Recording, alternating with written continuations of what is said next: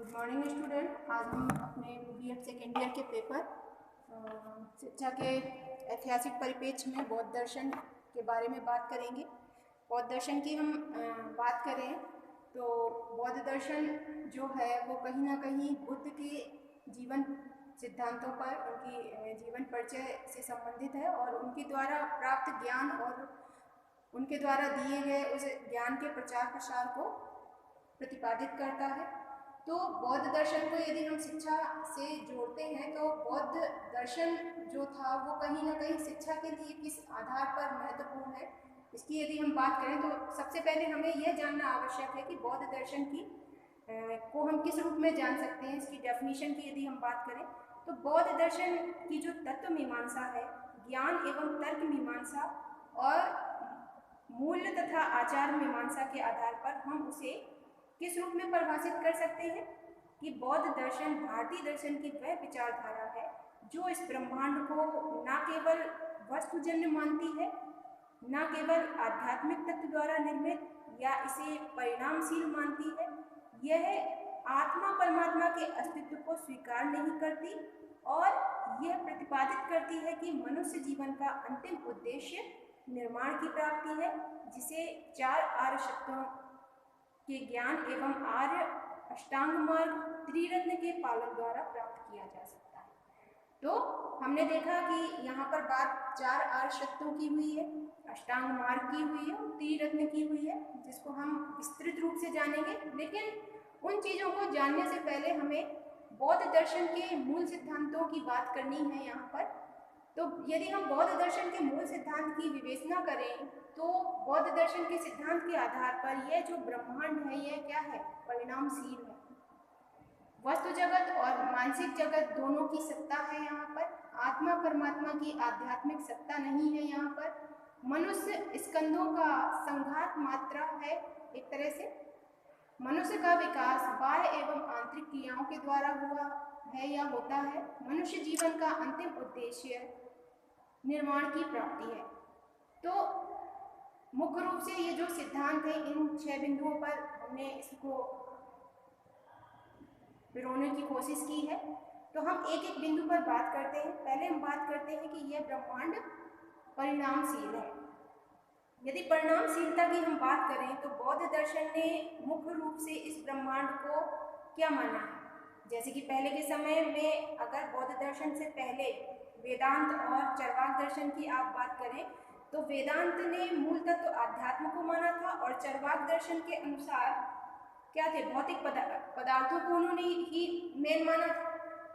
तो भौतिक सुख में ही सब कुछ था चरवाक दर्शन के अनुसार। लेकिन बुद्ध ने इसके विपरीत परिणाम की सत्ता को स्वीकार किया और इसी कारण हम इसे क्या कहते हैं, इसको हम मध्यम प्रतिपदा मार्ग पर रखते हैं, क्योंकि कहीं ना कहीं ना तो ये वेदों के द्वारा आध्यात्म की ओर जाता है और ना तो चरवाक दर्शन के अनुसार वह भौतिकता को स्वीकार करता है। तो ये मध्य की बात इसमें की गई है, क्योंकि इन्होंने परिणाम की सत्ता को स्वीकार किया है, इसलिए हम इसको मध्यम प्रतिपदा मार्ग भी कहते हैं बौद्ध दर्शन को।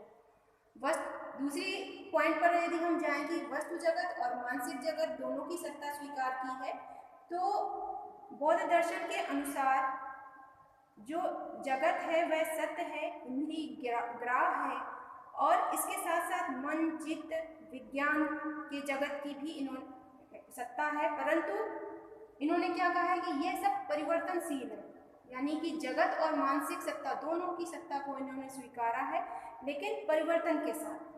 योगाचार और माध्यमिक इस वस्तु जगत की स्वतंत्रता सत्ता को स्वीकार नहीं करते हैं।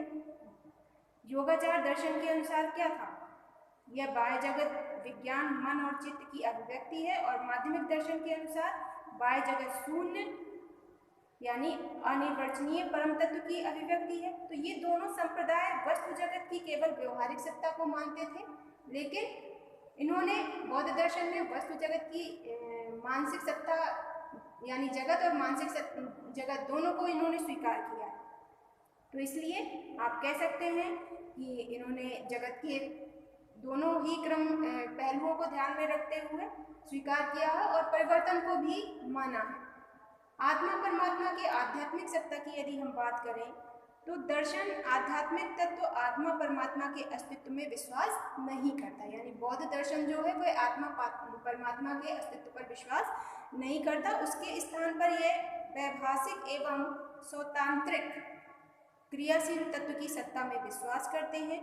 योगाचार विज्ञान की सत्ता में माध्यमिक शून्य की सत्ता को स्वीकार करते हैं। मनुष्य स्कंधों का संघात मात्रा है, तो इसकी यदि हम बात करें तो आपको पता है कि बौद्ध दर्शन बाद में आगे चलकर दो भागों में बढ़ गया था, एक हीनयान एक महायान। तो इस हीनयान का जो मत था इनके लिए मनुष्य स्कंधों का संघात मात्र है, तो उनके अनुसार संसार के जो समस्त पदार्थ हैं वह 5 स्कंधों से निर्मित हैं। ये 5 स्कंध क्या हैं? रूप, वेदना, संज्ञा, संस्कार और विज्ञान। और महायानी जो महायान था वे क्या मानते थे? इसे विज्ञान एवं शून्य की प्रतीक मानते थे। दोनों संप्रदाय यह बात स्वीकार करते थे कि प्राणी यानी मनुष्य पूर्व कर्मों के कारण उत्पन्न होने वाले धर्मों का संघात मात्र है। यह तो उसका भ्रम है कि उसके अंदर कोई आत्मा है। अष्टांगिक मार्ग से व्यक्ति को वस्तुओं और अनित्यता का आभास होता है। तो इस तरह से इन्होंने बताया कि आत्मा परमात्मा की आध्यात्मिक सत्ता को स्वीकार नहीं किया और मनुष्य को क्या माना?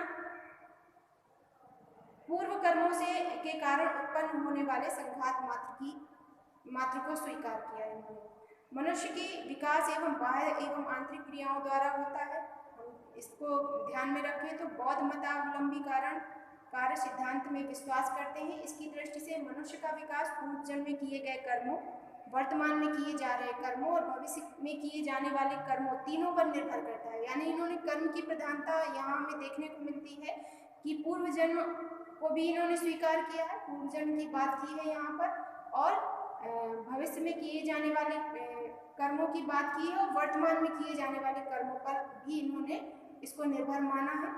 यानी क्रियाओं की हम बात करते हैं कि बाह्य और आंतरिक क्रियाओं के द्वारा मनुष्य का विकास होता है, इन्होंने इस चीज को स्वीकार किया है।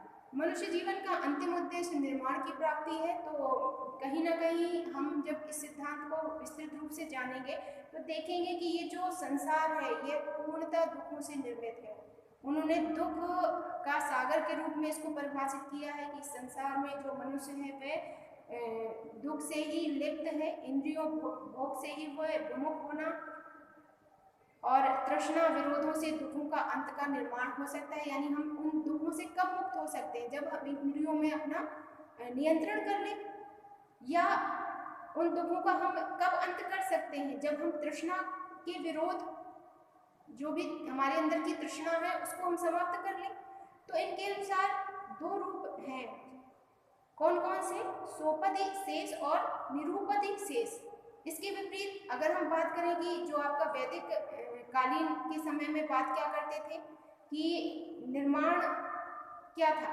वैदिक कालीन में मोक्ष को माना था और इन्होंने निर्माण की सत्ता को स्वीकार किया है। इस प्रकार निर्माण का अर्थ बौद्ध दर्शन में भिन्न भिन्न संप्रदायों के अनुसार भिन्न भिन्न स्वीकार किया गया है। तो यहाँ पर आप ध्यान रखेंगे कि निर्माण के लिए इन्होंने मुख्य रूप से अष्टांग मार्ग की आवश्यकता को बताया है। आर्य अष्टांग मार्ग पर चलने के लिए त्रिरत्न का पालन करना बताया है। त्रिरत्न की अगर हम बात करें तो शील, समाधि, प्रज्ञा को मानव आचरण का मूल माना गया है। और 4 आर्य सत्यों की अगर हम बात करें तो 4 आर्य सत्य जो हैं आपके, वो कहीं ना कहीं आपको ये ज्ञान कराएंगे कि जो जैसे कि हम एक एग्जाम्पल दें कि राजा का कर्तव्य है प्रजा का पालन करना। साधु के रूप में उन्होंने इस प्रजा का जो पालन किया है या अपने कर्तव्यों से हम उसे जोड़ दें तो आगे चलकर बौद्ध दर्शन और दर्शन के प्रचार में भी राज्य का सहयोग प्राप्त किया जाए और किसी भी अन्य स्थिति में बौद्ध दार्शनिक राजा एवं राज्य की आशा करते हुए प्रजा के आचरण पर नियंत्रण रखे। तो इस प्रकार से आज हमने इनके सिद्धांतों के बारे में जाना। कल हम बौद्ध दर्शन के जो तत्व मीमांसा, ज्ञान मीमांसा और आचार मीमांसा है इस पर विस्तृत बात करेंगे और इसी क्रम में आगे बढ़ते हुए शिक्षा से इसको जोड़ते हुए देखेंगे कि माध्यमिक स्तर पर या इसकी किस तरह की शिक्षा व्यवस्था उस समय थी, मठों में दी जाती थी, ये सारी विशेष रूप से इस पर